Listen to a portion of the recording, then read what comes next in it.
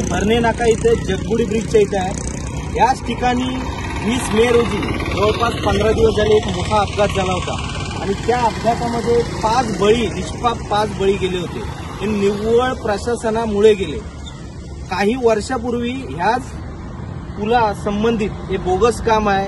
हे माजी नगराध्यक्ष आदरणीय वैभवजी खेडेकरांना त्याच वेळेस जाणवलं होतं आणि त्या वेळेस त्यांनी एक आंदोलन केलं होतं, त्यांना जेलमध्ये जावं लागलं होतं।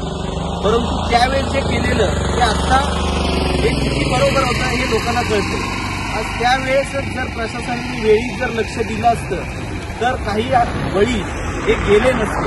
आज देखील तसं आहे, 15 दिवस झाले आणि 15 दिवसानंतर देखील त्यांनी ज्यावेळेस अपघात झाला त्याच्या दुसऱ्या दिवशी 1-2 दिवस फक्त प्रशासन किती तत्पर आहे हे दाखवण्यासाठी ही छोटीशी ही वॉल बांधली। त्याच्यानंतर ठोस असं काम काय त्यांनी काय केलं नव्हतं आणि ते काम केलं नाही।